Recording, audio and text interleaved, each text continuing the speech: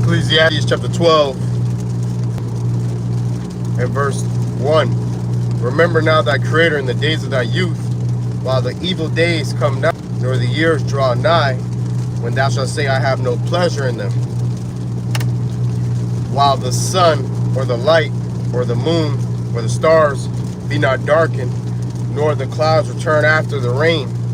In the day when the keepers of the house shall tremble, and the strong men shall bow themselves, and the grinders cease, because they are few, and those that look out of the windows be darkened. And the doors shall be shut in the streets, when the sound of the grinding is low, and he shall raise up at the voice of the bird, and all the daughters of music shall be brought low.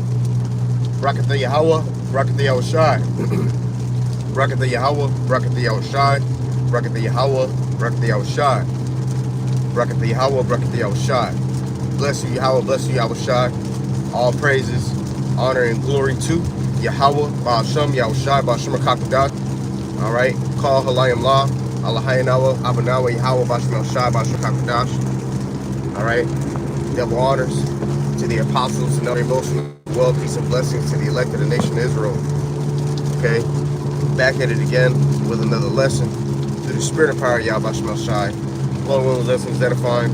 I'm the brother Ottawa from Great Millstone, West Palm Beach. Okay, and just getting straight to it through the spirit. You know, economic collapse is getting ready to lead to, you know, desperation, panic, okay, and people are going to be doing a lot of crime out here in these last days. They're going to try to get it how they live, so to speak, you know, and commit acts of wickedness, you know, in order to obtain resources in a time of when shit hits the fan. Okay, so the Lord in Ecclesiastes, the 12th chapter, is saying, remember your Creator in the days of your youth, you know, before the evil days draw nigh. All right, meaning now is the time to seek the Lord. Seek the Lord before it's too late. Okay, seek Yahweh Shem Shai, you know, while he may be found. Scriptures say everyone that is godly shall pray unto the Lord in a time when he may be found. All right, so we got to seek the Lord in a time when he may be found. All right, because, you know, the time is coming where the Lord is going to close the doors of mercy. All right, and you know, if you didn't get yourself right prior to that, then expect judgment. Okay? So it says, in the day when the keepers of the house shall tremble, and the strong men shall bow themselves, and the grinders cease because they are few, and those that look out of the windows be darkened. Right? The keepers of the house are going to tremble. The keepers of the house represent the economy. All right? The economy. Okay? The economy collapsing, okay, is a telltale sign that the scriptures are true, number one, and also that Yahweh Shem Shai is getting ready to do with Babylon, ready to do away with Babylon the Great. Okay, this place is at its last end, you know, and when you go into the word keeper of the house, the word economy, when you break down the word economy in the etymology, it goes back to oikonomen or oikonomen, right? Roughly pronunciating it. Rough pronunciation. Okay, which basically means what? House management. Okay? House management. Economy means house management. So the keeper of the house represents the economy. Why would they tremble? Because of the fact that Yahweh Shem Shai is devaluing the currency and the money system in this place day by day. As you can see, hyperinflation is on the rise. Things are getting ready to go marked up to 50% extra, man. Okay? That's a lot, you know? So, you know, soon in these times to come, as it says in the Revelation, how a day's wages is going to be worth a measure of wheat, okay, and a measure of barley. So, and not only is the price of everything going to go up, but jobs and ways to make money, legally for that matter, are going to decrease, because there's going to be a crisis with lack of jobs, man, lack of employment. All right. So it's pressure from up, pressure from below. So people are gonna have no other choice but to do what? To loot, to steal, to riot, to do home invasions, okay, to murder, to covet people's resources. These things are coming, all right, down the pipeline because of the wickedness that is done therein in this planet Earth, man. And Yahweh Shemashai is getting ready to judge this place, man. Okay. That's why I said grinders cease because they are few, and those that look out of the windows be darkened. A lot more businesses are shut down. All right. A lot more places are going to be boarded up, and the window shall be darkened, meaning what? It's closed down. A lot of times when you look and see if it's open or closed, what do you see? If the lights are on or not. Okay? It says the doors shall be shut in the streets when the sound of the grinding is low. Right. Sound of the grinding meaning lack of work, lack of jobs. A lot of times when you're putting in work, what does somebody say? I'm getting on the grind, or I'm on my grind. Meaning what? They're working. Okay? And we're on our grind spiritually, working for Yahweh Shemashai, which will pay off in the day when shit hits the fan. Because we've laid up our treasures in heaven. Our labors are in vain in this truth, but your labors are in vain in this world. Okay, because everything that you invested in this world is going to pass away and melt with fervent heat. As it says in 2 Peter, the 3rd chapter, how the elements shall melt with fervent heat. So everything that we're doing on this side truly is in vain, but what we Shemashai is not in vain, and it will follow us in the next life. All right, whether you've done good or evil. Okay, everybody's gonna have to sit before the Yahweh Shemashai. That's why the scriptures say, offend less. So when you sit before that judgment seat, you want to have that confidence that the Lord will have mercy on you, and you get that confidence by fearing the Lord. Proverbs 14:26, in the fear of the Lord, strong confidence. Okay. This is Revelation chapter 6:5. And when he had opened the 3rd seal, I heard the beast say, come and see. And I beheld, and lo, a black horse, and he that sat on him had a pair of balances in his hand. So that black horse represents the time of us being in captivity, right? Balances, when you go into the Greek word balance, it means yoke. All right, it means yoke, like a yoke of iron. And the word is zygos, right? If I'm not mistaken, which means a yoke. And it could be of a yoke of cattle, like how you yoke oxen,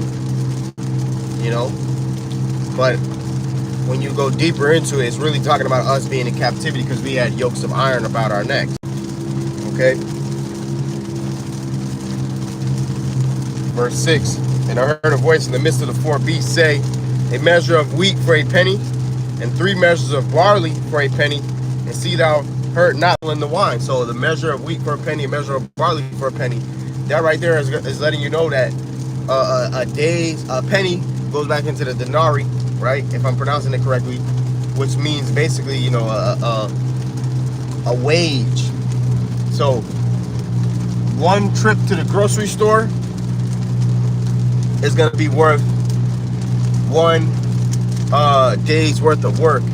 And that trip to the grocery store, mind you, is going to be a quick trip because you're only going to be able to get few items because everything's going to be overpriced. And not only is everything going to be overpriced, but also, things are going to be rationed. Scriptures say how the Lord's going to make 10 women cook their bread in one oven and eat their bread by weight, meaning there's going to be rationings in these times to come. And we seen a glimpse of that during the first lockdowns back in 2020. If you go to the store, you're only allowed to buy a couple packs of meat. You can only buy 1 case of water. You know what I'm saying? And the shelves were empty. Does not the scripture say the sown places shall appear unsown? Okay, and the full storehouses shall be found empty. That's what's getting ready to come again. So what do you think people are going to do when shit hits the fan and the stores are rationing food, the prices are going up? Not only can you buy the food because you can't afford it, but you also can't buy it because you don't want to take the RFID chip, which is the mark of the beast. What do you think people are going to do? Who don't have the covering and the help and the protect and the mercy and the grace of Yahweh Shemashai, they're going to try to take matters into their own hands and by any means necessary obtain these things, man. Because when people get desperate, they do desperate things. Even in the Batman movie, Dark Knight Rises, if I'm not mistaken, or it's the one with Joker, with Heath Ledger, when he was playing Joker. I'm not sure which Batman movie it is, it's escaping me. but it's one of the Dark Knight Batman movies with Christian Bale as Batman. All right, but nonetheless, when Batman was interviewing the Joker in the interrogation room, the Joker said to him, "Look, you know, these people who seem to be civilized," he said, "you know, they act like they're civilized, but really, when the chips are down, they'll eat each other." That's what he said. And that's exactly true. That's what's going to happen in these last days. Not only are people going to be trying to kill each other for food, but they're also going to eat each other, you know, because of a lack of food.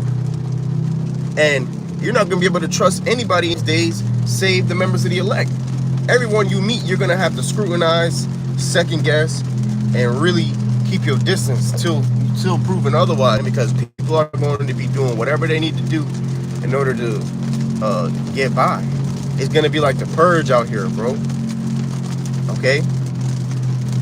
And not only are people going to be hungry, but they're also going to have a lot of hate in their heart, you know, because Babylon's going to be divided here in these last days, and a lot of people are going to betray one another, man.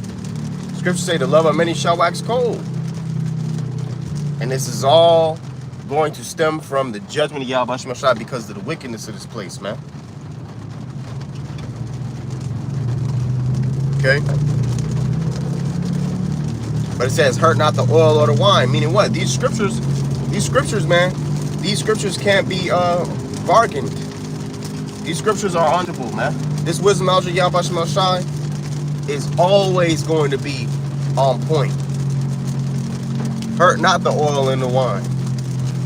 Okay, even though there's going to be a famine of the word, but the word's still going to be out there for the elect. Okay? Because the oil and the wine represents the scriptures. Scriptures, wisdom is likened unto oil. I believe that's Proverbs 21. Also Matthew 25. With the 10 virgins. 5 were wise, 5 were foolish. Okay, and the 5 wise, they held on to their oil in their lamp. The oil represents the wisdom. The 5 foolish spent it up. Okay? And wisdom is also likened wine. Doctrines and philosophies are likened unto wine. Okay, and we got the doctrine and philosophy of Yahweh Shemashai. Verse 7, and when he had opened the 4th seal, I heard the voice of the 4th beast say, come and see. And I looked, and behold, a pale horse, and his name that sat on him was Death, and hell followed with him, meaning the grave. And power was given to them over the 4th part of the earth, which is here in America, to kill with sword, and with hunger, and with death, and with the beast of the earth. This is what's coming. People are going to die by hunger. People are going to die by wild animals attacking them to death. People are going to die by the sword, by different killing instruments. Guns, knives, bladed weapons, bombs, drones, killer robots, different pestilences and diseases that Yahweh Shemashai going to put on the Esau to release in these last days. You know, and that's another thing too. I know we don't get in that prepper spirit, okay, because we put our trust in Yahweh Shemashai, but it's not unwise, quote unquote, prep. But where you mess up with that type of spirit is if you put all your trust into that. You think you're going to make it just because of the you prep. No, you will make it, if you do make it through Jacob's trouble, because of Yahweh Shemashai's grace and mercy. And a part of his grace and mercy is him allowing you to prep and give you the opportunity potentially to use those things. Well, let's just say that you prep and you don't use any of your goods because when Jacob's trouble pops off, you can't go back to your house. So what? What are you going to do? You know, you're going to have to trust in the Lord. You know, those things are carnal anyways. We were not saved by those things. We're saved by Yahweh Shemashai. But, Halayim La Yahweh Shemashai 144 on the truck right there. All right. The Wadi Yahweh Shemashai. But the Wadi Yahweh Shemashai meaning thanks to Yahweh Shemashai. But the point of the matter is, you know, like I said, we're not preppers. We're not die-hard preppers. We need to spiritually prep. As it says in Isaiah 33:6, wisdom and knowledge shall be the stability of our times. Okay? Wisdom and knowledge is what's going to keep us stable in these times. The wisdom and knowledge of Yahweh Shemashai. But to add that, it wouldn't be unwise for brothers to start fermenting certain fruits or vegetables. Okay? Shalom, Yahweh Shemashai. Especially like garlic, fermenting garlic in honey, fermenting red onions in honey, fermenting ginger in honey. you know, and you just let it sit in a mason jar, hey, that wouldn't be unwise. You know, you get your little decent sized mason jar, and you can put it, if you have one. I do recommend, you know, brothers and sisters, to make one, because why not? We're going to be in the wilderness, you know. But if you have a bug bag, now I'm not saying to put your trust in the bug out bag, so please do not misconstrue what I'm saying, okay? If the Lord ain't with you, prepping is in vain. And if it condemns your spirit to prep, don't prep, okay? Don't prep. If you don't, that don't mean you're going to have any less chance. You know what I'm saying? And if you do prep, then you're going to have more of a chance. At the end of the day, it's of the grace and the mercy of Yahweh Shai, whether we make it or not. However, prepping is not unwise, okay? And it's not wicked either, okay? Putting your trust in it is wicked, all right? Just like our brothers, you know, I mean, I don't even really got to further expound on that, okay? If you can't receive it, then it is what it is. But the point of the matter is, get your little mason jar and get some honey. Get a lot of honey, right?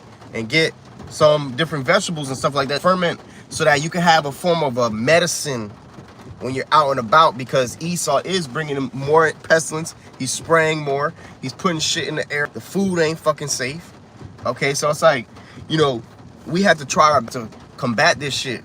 And the scriptures speak about the prophet from using the herbs. That's in Sirach, the 38th chapter, Salakia. Okay, so, you know, get you a mason jar, ferment some garlic, ferment, you know, some ginger, some red onion, you know, so on and so forth. I'm sure there's other things that you can ferment.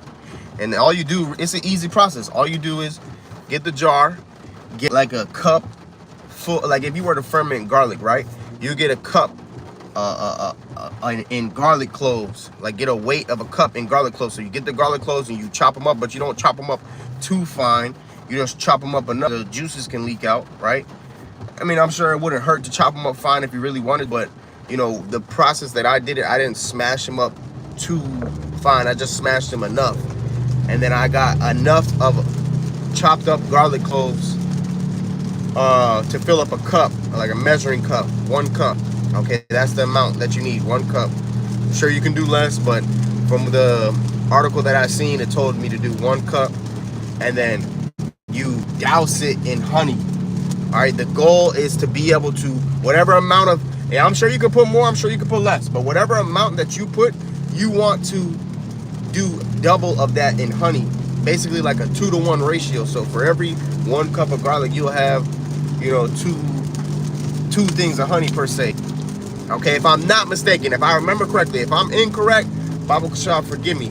But nonetheless, the point is just to keep it simple and not lead anybody astray, just douse it in honey. Make sure the honey is able to cover all the garlic. And when you rotate it, right, so like one day you're gonna have it sitting here, next thing you know, you're gonna flip it here for a couple hours. You want that honey to get all up in there, and you let that thing sit. And a couple months will go by, your garlic will start to ferment. Okay, you know, and if you're worried about it potentially getting like anything affecting it, or you can put a splash of apple cider vinegar, and that will help prevent it from being like affected any type of negative way. You know what I'm saying? You don't have to do that, but you can. If you're worried about it causing any type of harmful bacteria, you can put a splash of apple cider vinegar, like help raise the, if I'm not mistaken, the pH scale, or make it more acidic. It's either one or the other. I don't remember correctly, but it's one or the other. So you put a little splash of apple cider vinegar, and you let that thing sit, and you got yourself some garlic. And then, you know, you take a spoonful, you know, a day, or whatever, you know, twice a day, whatever it might suit your needs. Okay, do your research. You know, you don't gotta do your research on it so you can figure out the product yourself, figure out what works best for you. But that's just wisdom. That's just a little advice. That's not doctrine or law. You know what I'm saying? But it's helpful. You know, and I heard that from the apostles when they were bringing it out, and the elder brother Yahweh out there in the main camp. The apostles, they were talking about it, and they said to get the purple or the red garlic, because you got white garlic cloves, all right, but then you got red ones. Now unfortunately I wasn't able to get my hands on the red ones, because apparently that's the best type, but I got the white garlic. But none of the garlic has benefits, you know what I'm saying? It's good for your general wellness.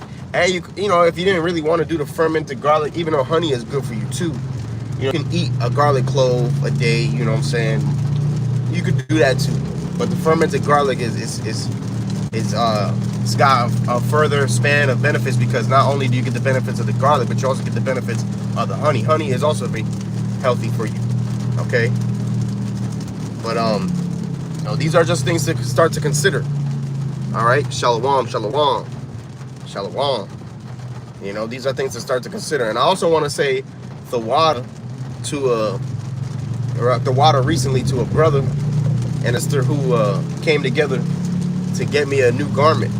And I genuinely appreciate that. May Yahweh Shemashai Barakatham. And for all you brothers and sisters out there, okay, who are listening and learning in truth and sincerity, man, may Yahweh Shemashai Barakatham. May the Lord bless you all, man. All right. And Yahweh Shemashai, he's going to reward those who look after his servants. Lord willing, we be those men. And for the sisters as well. Lord willing, we be a part of that elect number. But going back to the topic, okay, we got to really start to have some forward thinking in these times that we're in, because all hell is getting ready to be loose, man. And with this economic collapse coming down the pipeline, it's just letting you know that it's here, man. We're in them times. So start meditating on what you would do or how you would move in these times, the times of Job, because this will help you moving forward, man. Okay? As it says in 2 Ezra 16:40, "O my people, hear my word, make you ready to thy battle, and in those evils be even as pilgrims upon the earth." Right, so we're making ourselves ready to the battle, man. But you false prophets, you're not preparing our people to be prepared for the day of the Lord. It tells that in Ezekiel the 13th chapter, they have not gone into the gaps, man. You're not preparing Israel for what's coming down the pipeline.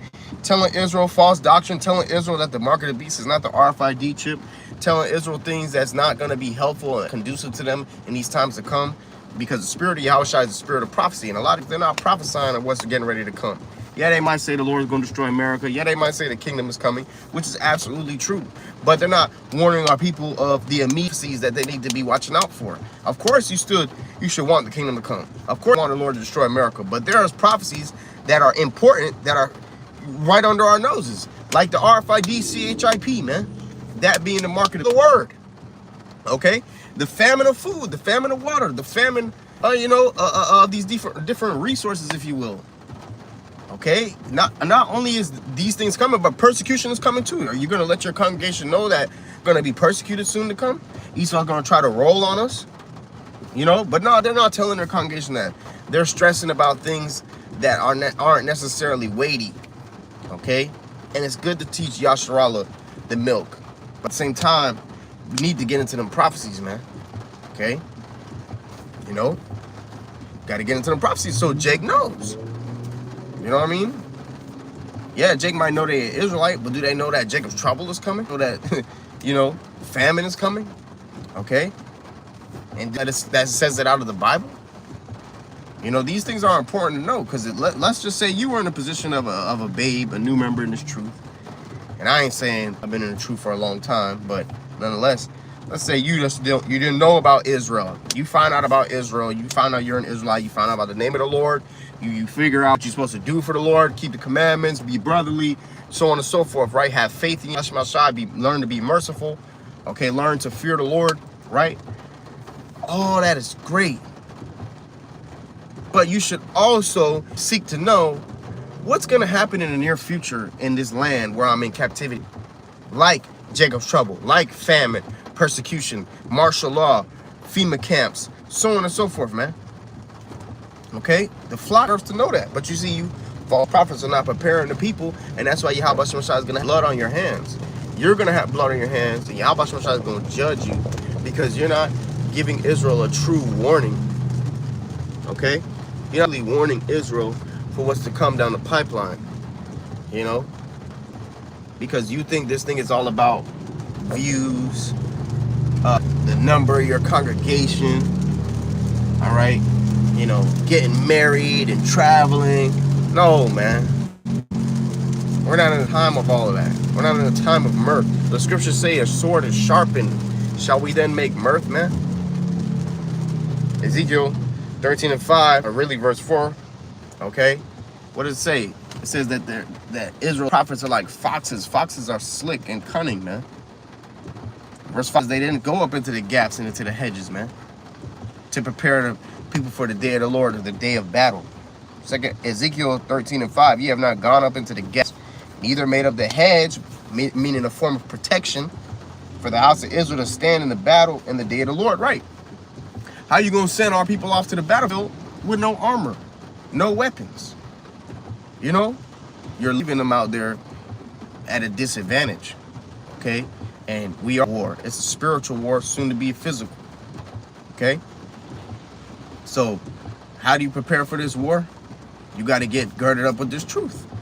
But these false prophets are not doing that for our people. Therefore, our people are going to the battlefield naked, man,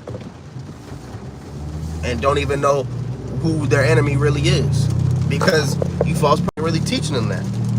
So not only are they at a disadvantage for their resources, they don't even know who the damn enemy is. They don't even know who to look out for.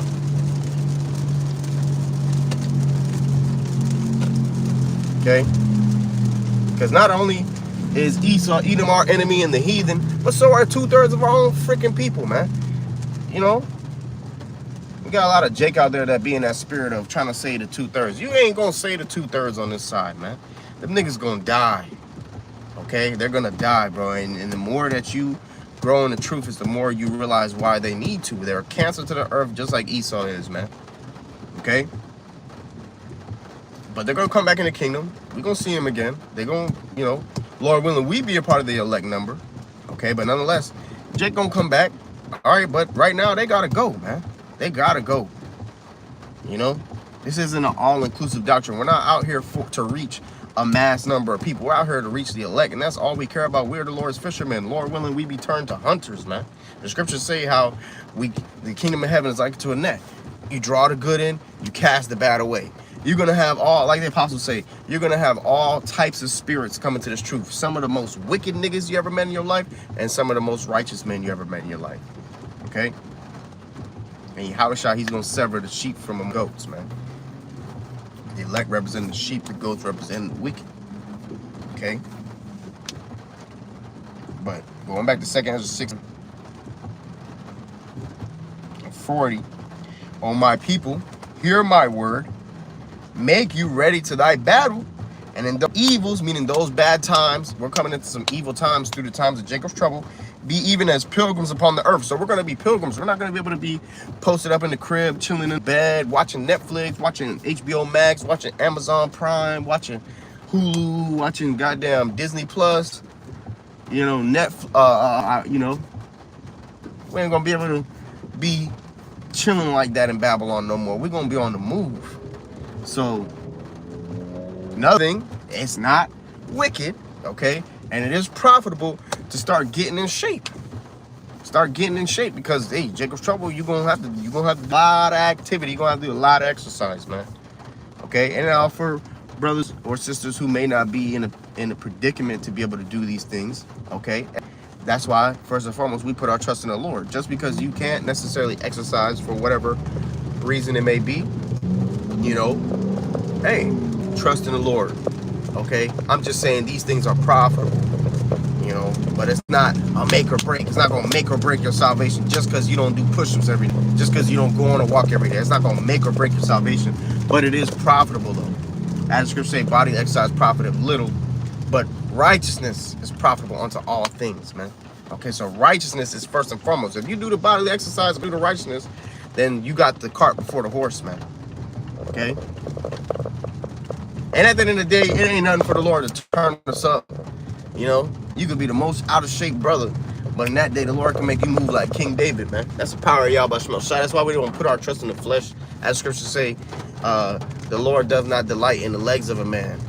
You know, that's in the book of Psalms, roughly paraphrasing. The Lord delighteth in them that hope and wait for his mercy, roughly paraphrasing. So, you know, we don't put our trust in our legs. We don't put our trust in our own bodily might. Okay? But it's not unprofitable. You know what I'm saying? Point of the matter is, going to second, and I hope I'm not coming off carnal, you know, because really you don't need to do that, but it's helpful. Okay? And it also helps you psychologically too, because it's like, yeah, you know, getting ready for them times, man. All right, but like I said, it's not doctrine. You know what I mean? You ain't going off if you don't do that. You know, but you should take care of your health. You know, regardless for Jacob's trouble or not, you should take care of your health. That is profitable. Anyways, 2 16 and 41. I'm not going to beat a dead horse. It says, he that selleth, let him be as he that fleeth away, and he that buyeth as one that will lose. He that occupieth merchandise is he that hath no profit by it, and he that buildeth is he that shall not dwell therein. He that soweth as if he should not reap. So also he that planteth the vineyard as he that shall not gather the grapes. As he that shall not gather the grapes. That marry as they that shall get no children, and they that marry not as the widowers, and therefore they that labor in vain. Right. For strangers shall reap their, spoil their goods, overthrow their houses, and take their children captives, for in captivity and famine shall they get children. These are all different things that's getting ready to come down the pipeline in Jacob's trouble. People spoiling other people's goods, people overthrowing other people's houses, people taking them children and putting them into females. Okay? Hey, this is what's getting ready to come down the pipeline. All right? These plagues are going to these last days because of the fact that people aren't going to know what to do. They're going to get desperate. It says in 2nd Ezra chapter 15, verse 14, woe to the world and them that dwell therein. Woe meaning sorrow, distress, death, and destruction. Like the elder Uriah said out in Chicago, he said, when you hear the Lord say, whoa, that means you need to listen up. Okay? Woe to them that woe to the world and therein, for the sword and their destruction draweth nigh, and one people shall stand up against another, and swords in their hands. So destruction drawing nigh. People are going to be out here with weapons. For there shall be sedition among men, and invading one another. They shall not regard their kings nor princes, and the course of their actions shall stand in their power. One word, anarchy. People are not going to have any type of respect for the government. Look at these times we're already in. Whether this thing is a hoax or not, all right. Trump just had his second attempt of an assassination on his life just last week. Okay, so you know that right there lets you know that they don't have any regard for the kings or the princes, man. And it's only gonna get worse. It's only gonna get worse. You know, if Kamala Harris becomes president, do you think that the Donald Trump fans are gonna be okay with that? Some of them are so zealous for Donald Trump that they'll go and storm the White House itself. Believe it or not. Okay? That's also gonna cause civil unrest. You know? But we just have to wait and see. It says, a man shall desire to go into a city and shall not be able, for because of their pride, the city shall be troubled, the house shall be destroyed, and men shall be afraid. Places are going to be locked down. A lot of places are going to be inhabitable because it's going to be ran by different militias and gangs. All right? You know, a lot of places are going to be hard because the infrastructure is going to be broken up. Okay, you're not going to be able to just hop on and just freely drive to wherever you please. Nah, in these times to come, you're going to be having to be moving careful out here, man. Watching your back. You know, watching six is a military term. Okay? Watching your six. Turning your ass around and looking around and waiting to see if the coast is clear type shit. These are the times that we're coming into, man. And see, Jake think it's a game out here, man. Jake think it's cute to, you know, put their little black Air Forces on and wear their mask and, you know, walk around with a Glock and they think that they doing something. Esau's getting ready to show you what a real sword is, man. Okay? Not saying that cause harm to you, but you about to see what the sword really is, because Esau is the Lord's hand. That's why we're praying for the Lord to deliver us from Esau, Edom. Like Jacob prayed to him, and you know, when Esau was going to beat him, by the way, he said, deliver me from my brother Edom. We're praying for the same thing. Psalm 17 and 13. Cast him down, O Lord. Discipline him. Deliver my soul from the wicked, which is thy sword. You niggas about to see Esau's sword. See, niggas think they on something with their little Glock and their switch, or their Draco, or their AK-47. And you know, get your, because this is all prophecy. You know, I should have worded that a little different, because you know Esau might try to play with that. All right, make it seem like we're out here promoting wickedness, but no. What I'm saying is, whether you niggas get your guns or not, the scriptures say people are going to be rising up one against another with swords in their hands. And see, Esau, this is payback, because you know, your blessing is a sword. The Lord use our people to put a foot up your ass too. 2/3, they're gonna get their lick back on Esau to a certain degree. Esau gonna mow you niggas down for the most part. Yeah, 2/3 gonna get their little W's here and there in Jacob's trouble, but they gonna Esau about to mow niggas down. Okay? And a great movie to portray the events soon to come is The Purge. Especially the first Purge. Not the first in sequence Purge. The title of the movie is called The First Purge. It's based out of Staten Island. Wonderful movie, bro. Wonderful freaking movie. Showing you what type of time Esau is on. And they also had the chip in that movie. Now, they didn't show you the chip itself. I don't think they did. But I know for a fact that they mentioned it. They said about implanting a device to track people. Okay, and not only did they want to track people, but they put... I'm kind of spoiling it, so I don't even want to... But it had a lot to do with transhumanism as far as merging man and machine to a certain degree. Okay? And it also just shows you that Esau is a spirit of death. All right, that movie shows you how Esau really is a spirit of death, man. Okay? But also, watch The Purge Forever. That one is based off of Texas. And that movie got to do with NK.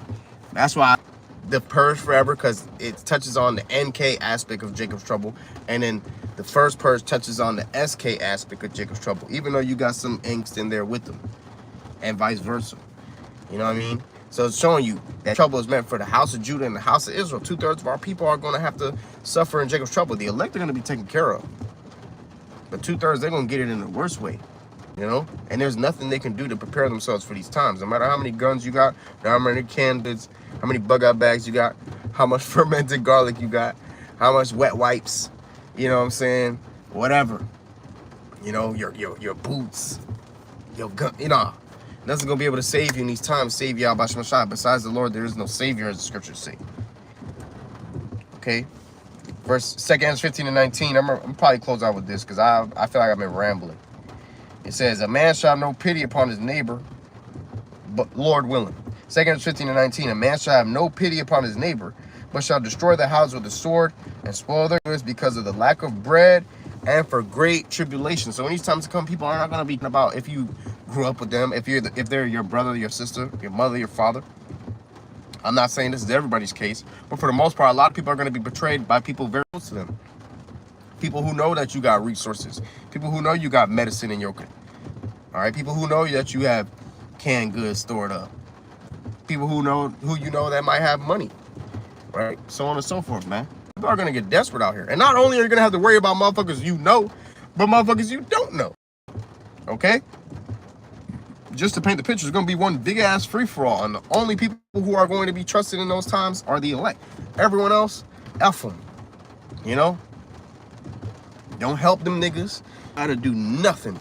Like it says, like Denzel Washington said in the book of Eli, stay on the path. Stay on the path. Girl crying out for help. Help. She getting raped because these times are coming where a lot of women are going to get raped too. Scripture speaks about how the women are going to get ravished. That's why Isaiah 4:1.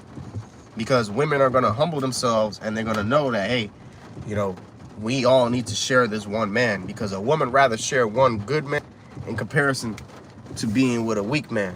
All right? But nonetheless, some women like it the other way around because they're messed up in the head. Anyways, point of the matter is that these elect women who are first and foremost, they're going to cleave to the man of the Lord. And then also women whom Shah sees fit to be your wife and to help, you know, help you, be a help me, and to help repopulate Yasharallah, because, hey, our kingdom is going to need to be repopulated because a lot of our are going to die on this side. Okay? A lot of our people are going to die on the side. Scripture says the name of the Lord shall be many. So, Lord elect, Lord willing, we be part of that number. We're going to repopulate in the kingdom. And you need a man and a woman to procreate. You don't need, it's not two men and it's not two women. You need a man and a woman to procreate. The way Yahweh Shemashai set it up, man. So if you're a man, you don't have female reproductive organs. You don't. Okay? You know? You have a male reproductive organ. And vice versa. You're a female, you have female reproductive organs. Not the other way around. Okay? But anyways, that's another topic in this wicked-ass place that we got to deal with. But see, y'all... Oh, man, I done said enough, man. I done said enough. Yahweh Shemashah about to show these ninjas he ain't playing with none of them. And that's why we need to fear, because we're not exempt either. We ain't exempt. We can get touched too. Shit, if anything, we need to fear even more because we know the ways of the Lord. So to turn from the ways of the Lord is death, you know. But end it off on a good note. The Lord is going to turn the tables of favor for his elect. Just like the elect is struggling right now, the elect are getting ready to win in these times. 2/3 gonna struggle. Okay? 2/3 gonna be hurting while the elect rejoicing, popping bottles. You know what I'm saying? Spiritual power, divine intervention, food in the time of famine, eating drink, or drinking drink in the time of famine, man. Eating drink. All right? While the world is sorrowful and mourning, man. You know? And Yahushua said, our joy no man taketh away. The elect are going to be blessed forevermore. And 2/3, they're going to be envious and watching it all go down. But that's the thing, though. When the Lord was telling his people to get right, they didn't want to get right. But we understand that it wasn't meant for them to get right. The Lord has his favorites. It's true. Okay? And we pray to find favor in the sight of Yahweh Shemashai. We pray. Because without it, SOL. SOL. But the point of the lesson has been made. People are about to get desperate out here, man. So we really need to be circumspect in these times and fear Yahweh Shemashai, because like the elder Kazaki Allah be saying, like the elders out in Mississippi be saying, respect the hedge. Respect the hedge. There's things you need to do to maintain the hedge of Yahweh Shemashai around about you. The hedge meaning protection. And you need to serve the Lord, fear the Lord. That's how you maintain that hedge. Okay? The Lord willing, lesson was edifying. I want to give all praise, honor, and glory, power, Bahasham, Yahushai, Bahasham, Hakodash, double honors to the apostles and elders, great most of well, peace, and blessings to the elected nation of Israel. Shalom, Abba, Kwame, Sharala.